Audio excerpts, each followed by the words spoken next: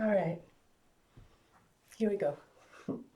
This is about um, your pelvic bones in relationship, of course, to what we do in yoga asana. Your pelvic bones um, and the importance of differentiating the fact that you have two pelvic bones and that in the center you have your sacrum, which is spine continuous with your spine, so primarily defined as spine. Your two pelvic bones articulate with the sacral part of your vertebral column, and there are big joints there. Um, each of the pelvic bones articulates with one another at the pubic symphysis, often described as the symphysis, the joining of the two bones, but necessary, really important in terms of integrated movement to know that it's not just bone to bone. Each of these bones articulates with a disc at the center, and then the disc articulates with the bone on the other side. So the movement of the disc, although small, is extremely important in the movement of our pelvic bones, and especially in relationship to the spine, the sacroiliac joint, right? So the other thing that we want to look at very carefully is that our leg bones actually belong with the pelvic bones. So we want to learn to articulate our legs with the mobility and the stability of the pelvic bones rather than this kind of idea where we hold the pelvis as a unit, right? And then move our legs separately. So the rotations that we do in our femurs at the hip joint actually can be quite harmful if we do them repetitively in such a way as to hold the pelvic bones steady. So how do we make this happen in yoga asana and all the complications of the shapes of our postures and so forth? Well, it's not that hard because what we can do is differentiate the pelvic bone from the other pelvic bone, recognize its articulation at the pubic disc, and when we move a leg, we also move the pelvic bone with it, right? So as the pelvic bone and leg work harmoniously to move, what we find is there is differentiated articulation happening right at the pubic disc.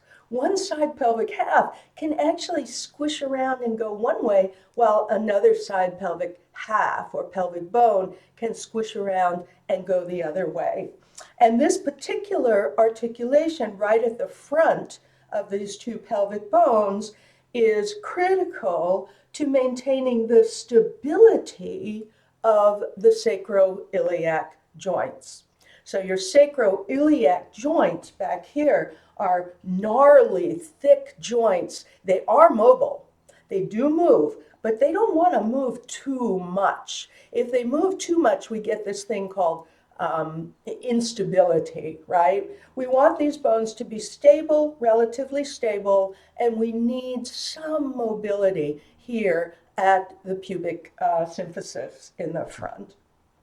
All right, so what I'd like to do is show you some of this in movement, in the rotations, for example, in Tadasana, little rotation, no rotation particularly. We'll call Tadasana neutral, but the rotations that we would use in any of the standing poses or the seated poses, like the way I am right now, in order to integrate leg, pelvic half, leg, pelvic half, and stability pubis, and stable mobility pubis, and stable in the sacroiliac.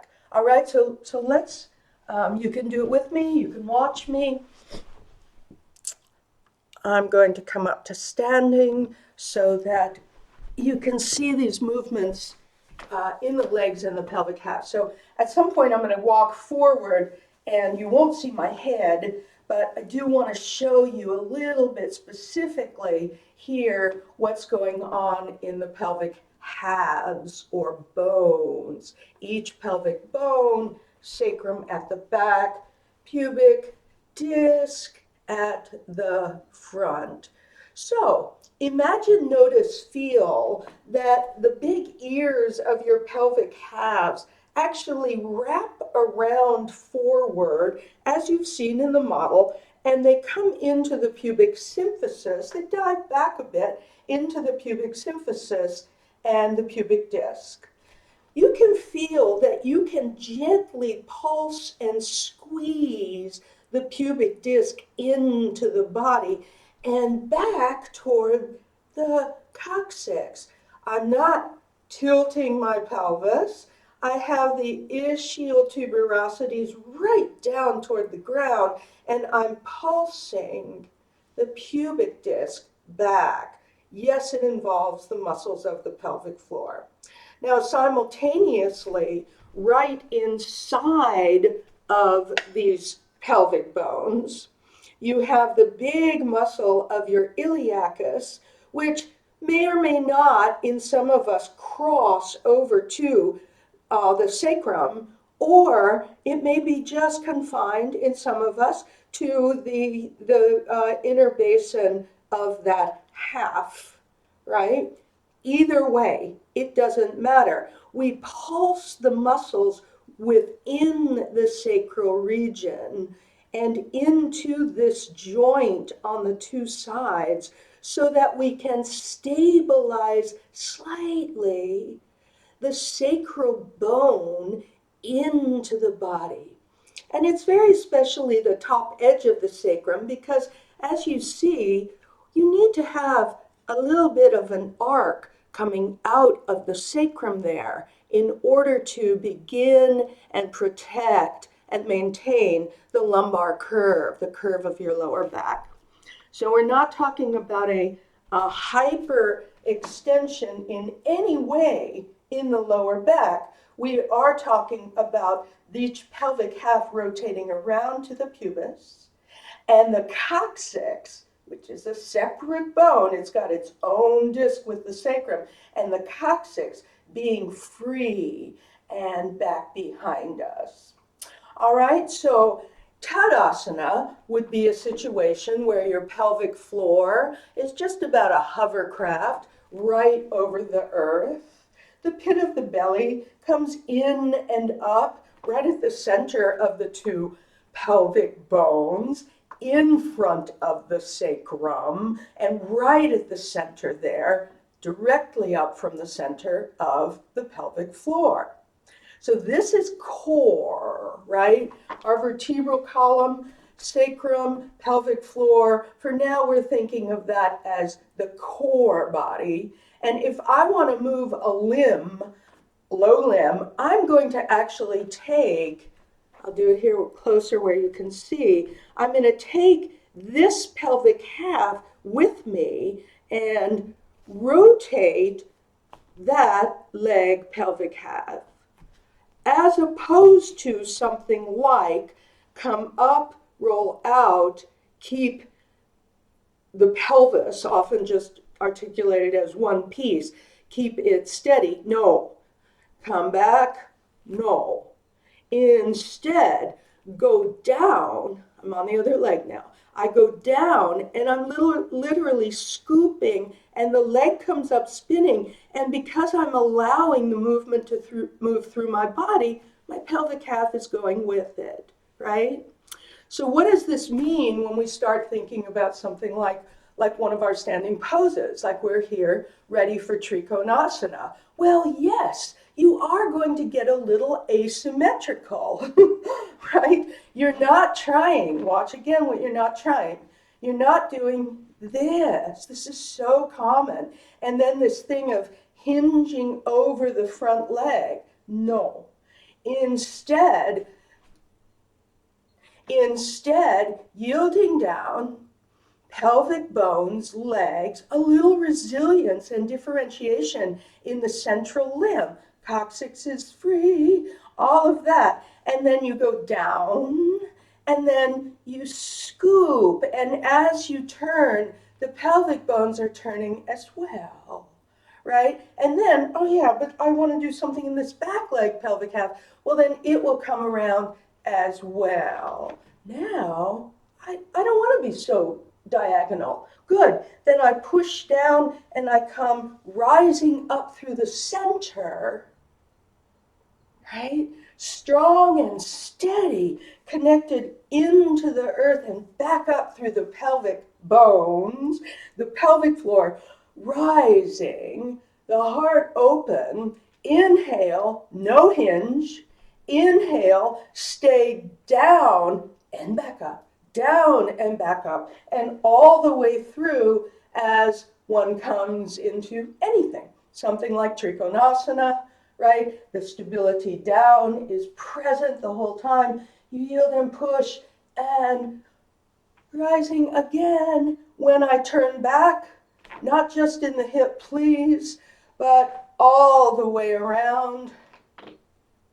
And Jadonga. Other side, yield down and go. So you let your body move, right? You're not shearing forces off of any joints.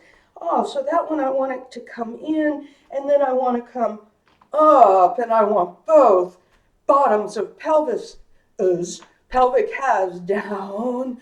Then I've got this core wide open. And then inhale, and I've got the stability to support the aspiration. Any amount, a little or a lot. Feeling the unity of the waves of humanity and divinity wherever you are at that moment in your process. You yield down, you rise again.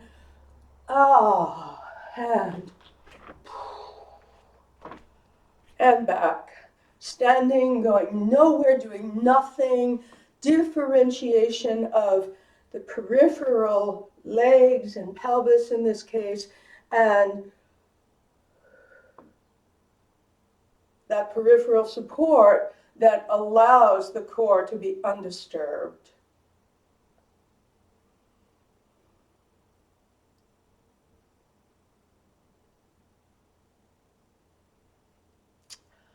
Thank you.